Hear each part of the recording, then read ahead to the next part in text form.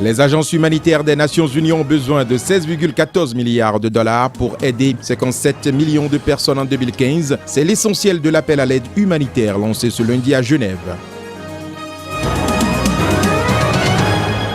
En Tunisie, la campagne pour le second tour de la présidentielle débute ce mardi. Le scrutin opposera le 21 décembre prochain le président sortant, Monsef Marzouki, au chef du parti anti-islamiste Beji Caïd Essebsi. Le marché automobile iranien ouvre à nouveau ses portes. Longtemps délaissé par les constructeurs étrangers à cause des sanctions liées au nucléaire, Téhéran entend désormais s'imposer dans le domaine.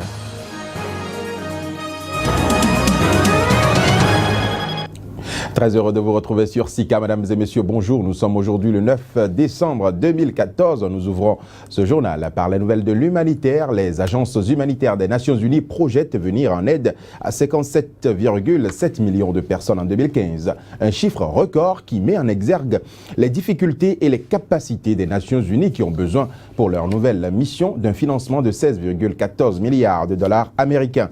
C'est l'essentiel de l'appel pour l'aide humanitaire qui a été lancé ce lundi à Genève par les responsables de ces agences des Nations Unies. Reportage.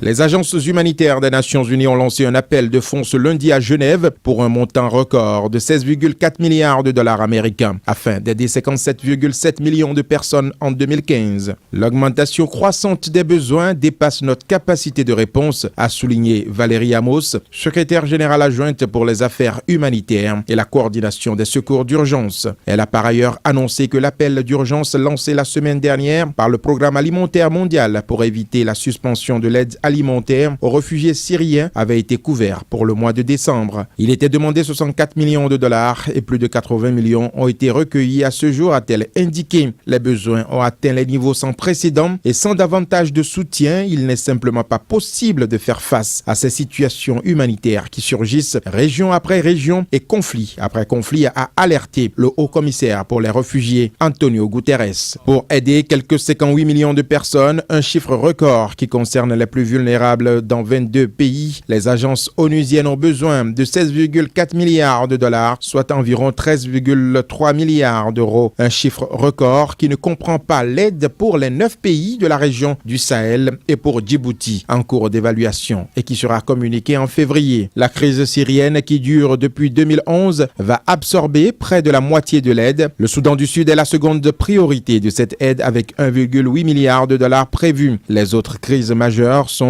la République centrafricaine, l'Afghanistan, la République démocratique du Congo, la Birmanie, les territoires palestiniens occupés, la Somalie, le Soudan, l'Ukraine et le Yémen. Rappelons que pour 2014, les agences de l'ONU avaient évalué leurs besoins financiers à un total de 17,9 milliards de dollars, un chiffre record qui n'a été couvert à ce jour qu'à hauteur de 52% par les donateurs après 3 appels de fonds.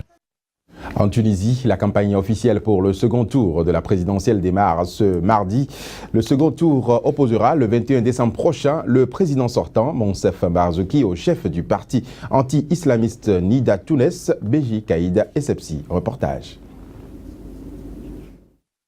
Caïd Essebsi et Monsef Marzouki ont respectivement obtenu 39,46% et 33,43% des voix le 23 novembre au premier tour des élections présidentielles en Tunisie. Ce premier tour a été salué comme crédible, pluraliste et transparent par la mission d'observation électorale de l'Union européenne. La date du second tour a été annoncée ce lundi par Shafik Sarsar, le président de l'instance chargée d'organiser le scrutin, après l'approbation des résultats définitifs du premier tour. La campagne électorale du second tour se terminera le 19 décembre à minuit, a précisé Shafik Sarsar. Le scrutin pour le second tour des élections présidentielles en Tunisie aura lieu le dimanche 21 décembre 2014. L'instance appelle les 2 candidats, tous les acteurs politiques et les médias à respecter les principes de la campagne électorale et aussi à prendre en considération l'importance du moment historique. Les Tunisiens résidant à l'étranger voteront les 19, 20 et 21 décembre. Les 2 candidats qui ne cachent leur animosité l'un pour l'autre ainsi que leurs partisans n'ont pas attendu le début officiel de la campagne pour échanger des accusations, laissant présager une période préélectorale tendue dans un pays encore fragile, près de 4 ans après la révolution qui a renversé la dictature de Zine El Abidine Ben Ali. Rappelons que c'est la première fois que les Tunisiens élisent librement leur chef d'État. L'Afrique du Sud à présent, Chirien Dewani, ce riche héritier britannique d'origine indienne accusé d'avoir fait assassiner sa jeune épouse durant leur lune de miel, a été acquitté ce lundi. Le tribunal sud-africain a abandonné toutes les charges contre l'accusé au cours de l'audience de ce jour, faute de preuves et malgré les zones d'ombre persistantes. Reportage.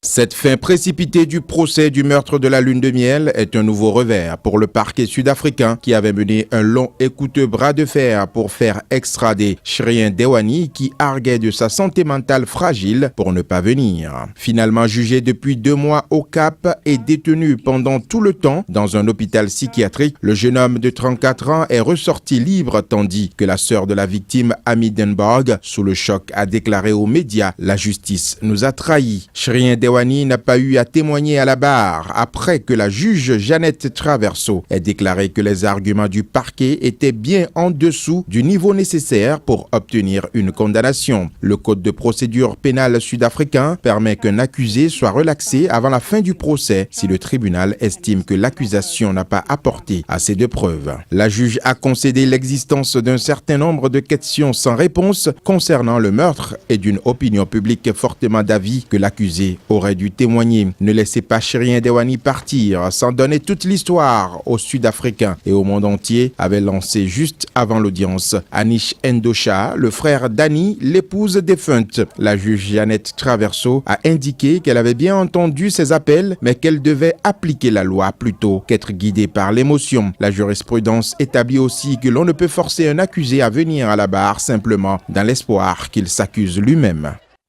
6 détenus de la prison américaine de Guantanamo, notamment 4 Syriens, un Palestinien et un Tunisien, ont été accueillis ce dimanche par l'Uruguay. Leur transfert entre dans le cadre du processus d'accélération des transferts de la prison de Guantanamo où il reste désormais 136 prisonniers. Au total, 19 détenus ont ainsi été rapatriés ou renvoyés dans un pays tierce depuis le début de l'année. Ceci dans un effort évident de l'administration Obama d'accélérer les libérations pour vider la prison et à terme la fermer. Une promesse faite à plusieurs reprises par le président américain Barack Obama. Reportage. Les 6 hommes qui avaient tous reçu leur approbation pour transfert préalablement des autorités américaines ont quitté la base de Guantanamo, située à Cuba, à bord d'un avion de l'US Air Force à minuit ce dimanche, a indiqué le porte-parole du Pentagone. Sur les 779 prisonniers passés par ces geôles en bientôt 13 ans, il reste désormais 136 détenus à Guantanamo, dont la plupart n'ont jamais été inculpés ni été jugés. 67 ont été décrétés libérables par les administrations successives de George Bush et de Barack Obama. Les 6 hommes accueillis par l'Uruguay, où le président José Mujica a toujours promis qu'ils seraient libres, sont âgés de 30 à 40 ans et étaient arrivés à Guantanamo parmi les premiers détenus en 2002. Il s'agit des 4 derniers Syriens, d'un Palestinien et d'un Tunisien, selon un communiqué du Pentagone. Le Congrès américain a été dûment informé de ce transfèrement groupé. Celui-ci intervient après 7 libérations en novembre, alors que Barack Obama s'est engagé à plusieurs reprises à fermer le centre de détention controversé de Guantanamo avant la fin de son mandat en janvier 2017. Mais le commandant de la prison, le colonel David Heath, a jugé irréaliste de fermer Guantanamo d'ici à 2 ans. Le transfèrement des 6 détenus prévu depuis août dernier avait pris du retard pour des raisons politiques en Uruguay et a finalement eu lieu exactement une semaine après l'élection présidentielle dans ce pays. L'ex-guerriero d'extrême gauche José Mujica, qui quittera le pouvoir en mars 2015 pour laisser place à Tabaré Vázquez, du même parti que lui, avait accepté d'accueillir ses prisonniers sous le statut de réfugiés. Mais face aux polémiques, le président uruguayen a indiqué que cette mesure sera discutée avec le prochain gouvernement. Une note d'économie dans cette édition. À présent, l'Iran ouvre à nouveau ses portes au marché automobile mondial, délaissé par les constructeurs étrangers en raison des sanctions liées au nucléaire. Téhéran compte désormais du moins se connecter à nouveau aux réalités du monde automobile. Mais Téhéran entend également imposer ses conditions. Reportage. Conférence internationale de l'industrie automobile à Téhéran.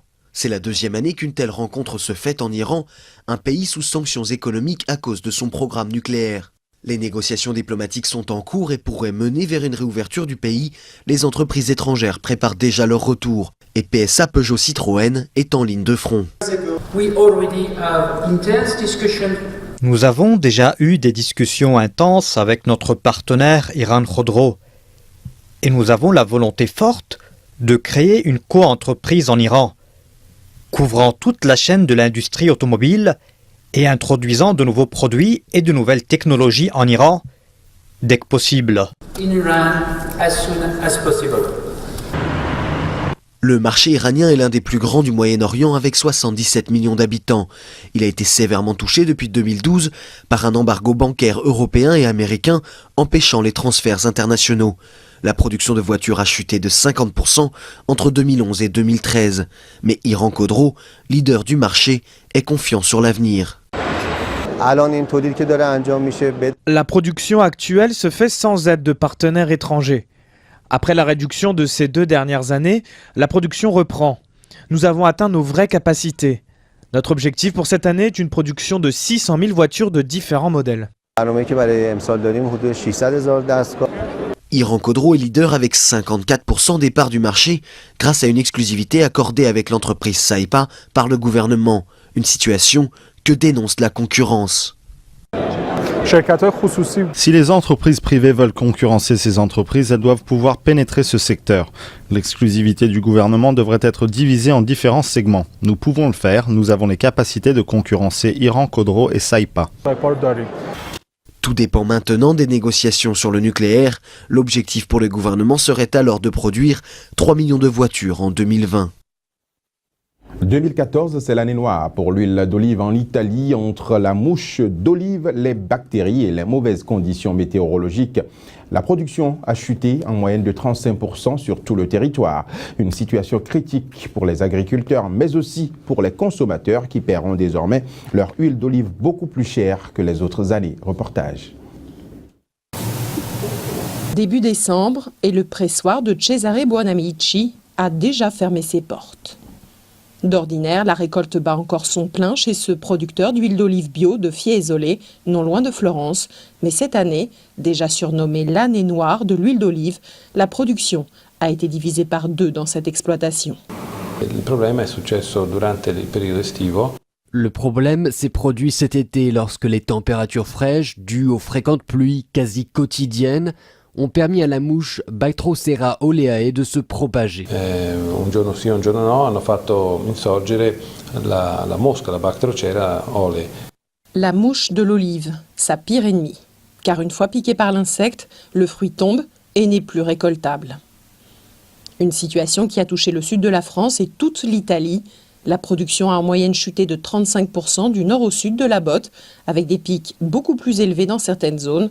100% par exemple chez Federico Leginski, un producteur situé à une 50aine de kilomètres de Rome. Il a tout simplement préféré faire une croix sur sa récolte cette année. Pour récolter cette année, on aurait été obligé de combattre avec des doses d'insecticides bien supérieures aux normes tolérées. Séquence, les olives saines se sont arrachées à prix d'or avec des répercussions importantes sur le prix de vente aux consommateurs. Les prix ont connu une envolée spectaculaire sur le marché de la distribution. La hausse est de plus de 60% du prix. Une nouvelle manne également pour les malfaiteurs. Des centaines de kilos d'olives ont été dérobés ces dernières semaines, notamment dans les Pouilles, au sud-est de l'Italie. Voilà, madame, monsieur, ce sera tout pour cette édition. Mais avant de partir, la pensée africaine du jour nous vient aujourd'hui de la Côte d'Ivoire et dit « Qui crache en l'air doit s'attendre à recevoir les crachats dans le visage. » Qui crache en l'air doit s'attendre à recevoir également les crachats dans le visage. Merci de nous avoir suivis. Le programme se poursuit sur Sika TV et sur www.sikatv.info.